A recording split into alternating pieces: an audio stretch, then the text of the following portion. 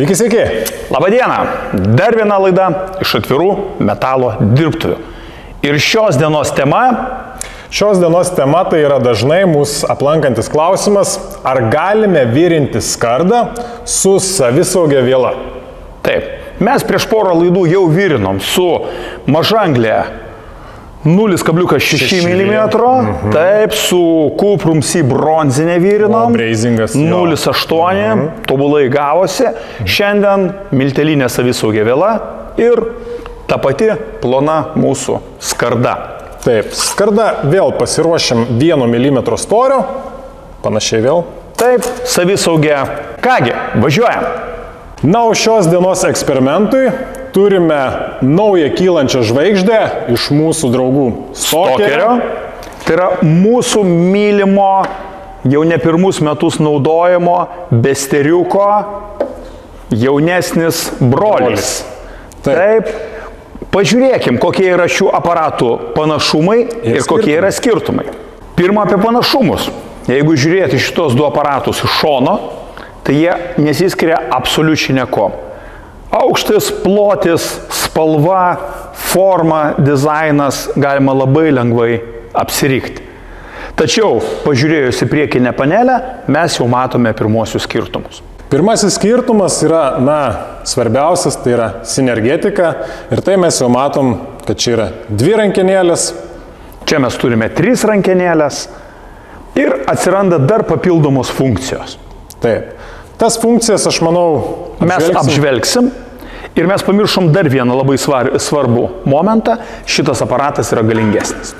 Tai čia jos, bet skirtumas toks irgi gana didelis, kad šiam aparatui mums jau maksimali galia yra leistina, išduodama 200 amperų. Taip, kai tuo tarpu šitas aparatas yra 180 amperų. Na kągi, 20 amperų šioks toks skirtumas yra nemažai, sakykime. Apžvelkim sinergetikos parametrus. Taip, kaip ir senesniam aparate, mes turime kelis galimus variantus. Tai yra pusautomatis su rankiniu valdymu, pusautomatis su sinergetika, taipogi glaistyti elektrodai ir liftigas. Kai mes pasirenkame rankinį valdymą pusautomačiu, mes turim galimybę reguliuoti vielos padavimo greitį ir įtampą. Jeigu mes neturim pakankamai patirties, viduje aparate esanti lentelė mums labai gerai pataria. Tai yra absoliučiai analogiškai kaip ir su senuoju besteriuku. Viskas labai kokybiškai ir labai suprantamai. Tačiau mes turime sinergetiką. Pereikime į sinergetinį režimą ir galim pirmą išsirinkti turimą vielą. Mums aparatas leidžia pasirinkti vielą 0,8, 0,9 ir 1 mm storio. Kągi, išsirinkim vielą 0,8. Jeigu jūs esate senas užkietėjęs suvirintojas glaistytais elektrodais, tai galbūt jums paprasčiau režimą nusistatyti pagal amperus. Jūs jau jaučiat, kokiam metalo storiui, koks amperažas yra reikalingas. Jeigu jūs daugiau dirbote su pusautomačiu, jums labiau suprantamesnis bus metrai per minutę. Taip, ir galbūt jūs norėsit pasistatyti arba 6 metrus per minutę, galbūt 8 metrus per minutę. Jums yra taip suprantamiau. Taipogi yra galimybė pavaldyti induktyvumą. Apie tai mes vėlesnėse laidose. Ir visiškai žmonėm su minimalia patirtim, tai yra labai paprastas nustatymas pagal turimo metalo storį. Turiu 2 mm metalą, pasistatau 2 mm, viskas, puikiai, galiu virinti. Man aparatas taipogi leidžia pasikoreguoti įtampą.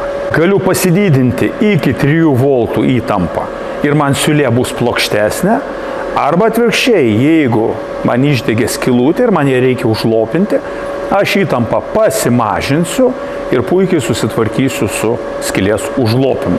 Taipogi, perėję į glaistytų elektrodų režimą, mes galim nusistatyti srovę darbinę, o taipogi yra galimybė pasireguliuoti funkciją, taip vadinamą force arc, taip pat turint liftigo rankeną galima ją puikiai prijungti, bet čia belieka reguliuoti tik tai srovę ir pusautomačio režime pas mus dar yra galimybė 2T, 4T. Apie šitos parametrus mes irgi kalbėjome savo ankstesnėse laidose. Taip pat yra dar vienas mygtukas, kur mes galim pasirinkti pusautomačio režime savo turimų apsauginių dujų rūšį. Tai yra arba 100% CO2, galima pasirinkti mišinį, tai yra CO2 su orgonu, o taipogi įsidėjus savisaugę miltelinę vielą, statom ant piktogramos, kurioje yra nupieštas perbrauktas balionas. Šiandien mes šitą funkciją ir pasirinks. Atsidarom, turim vėlgi lentelę, vadinamąją špargalkę, su visais parametrais ir turime žarnelę mūsų apsauginiams dujoms. Turime degiklį, analogišką kaip ir senojo besterio. Ir turime dar rinkinuką su ritinėliu vėlai prastumti, antgaliuką varinį ir turime keletą užspaudėjų. Taip. Ir ką? Bandysiu dėti mūsų savisaugės vėlos ritinėlį. Vėla yra įstatyta, susireguliuokime sinergetinius parametrus.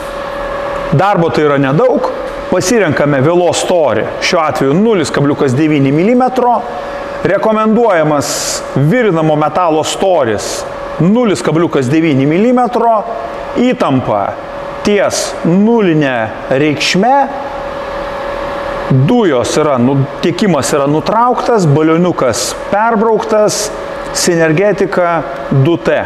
Galime virinti. Dar ką svarbu paminėti, kad mūsų poliškumas čia yra atvirkščias. Mūsų masės gnybtas, nenustebkit, čia jau yra pliusiniai jungty. Taip, na, o viduje vėlgi pakeitėm jungtį, kad degiklis būtų mūsų, sakykime, minusas. Ir dar ką radome prie šito aparato, pamiršau paminėti, tai vėlgi radome standartiškai masės laidą ir elektrodų laikiklių laidą. Bandome eksperimentuoti. Važiuojam. Jau galima sakyti standartiškai turime dvi 1 mm storio plokšteles. Pirmą jas susikabinsiu ir paskui bandysim virinti. Žiūrėsim, kas gaunasi.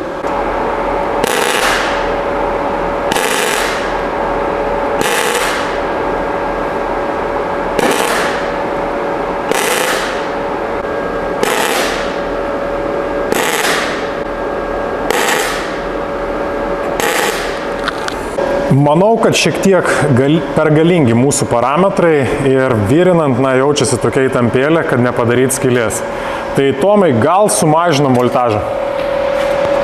Vėlos padavimo greičio mes mažinti jau nebegalime, bet mes galime pasimažinti įtampą. Tai kągi siūlau pamažinti 1,5 volto mažiau. Pasižiūrėkim, koks bus virinimas. Bandom.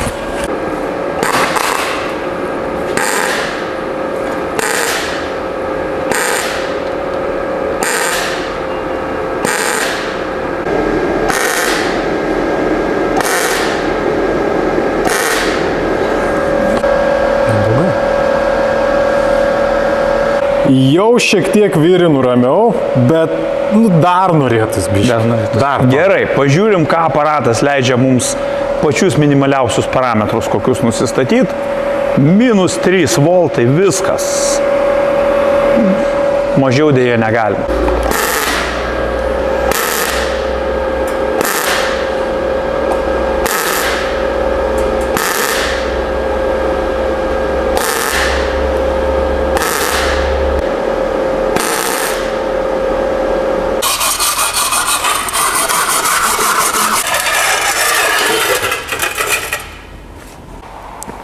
Turim rezultatus.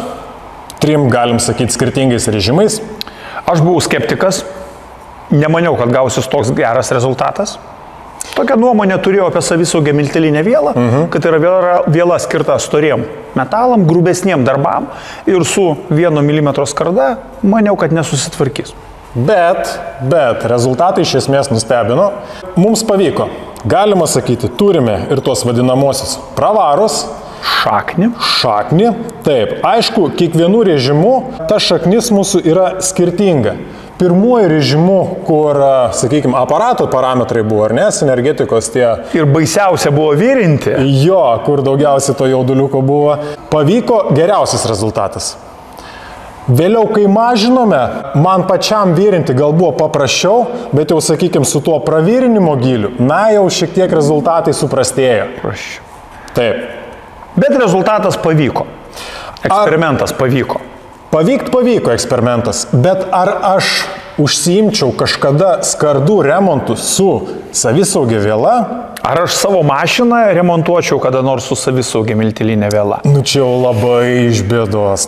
Iš bėdos. Iš tiesų, ekstra atveju, ekstra remontas, kažką labai greitai reikia padaryti, su tą mintim, kad laikinai padarysiu. Tarkim, lauke ir žinom, kad su elektrodais tikrai nieko nesigaus. Dujų nėra.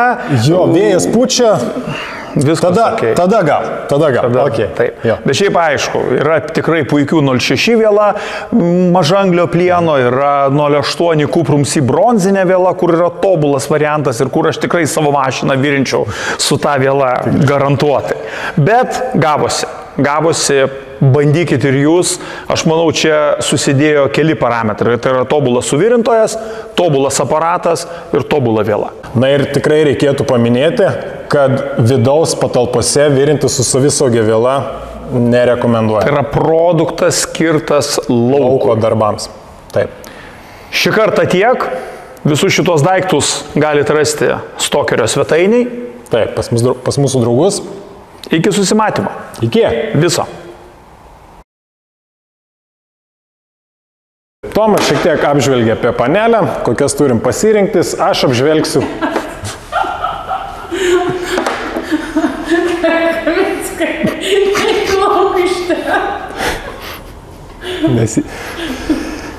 Nu gerai.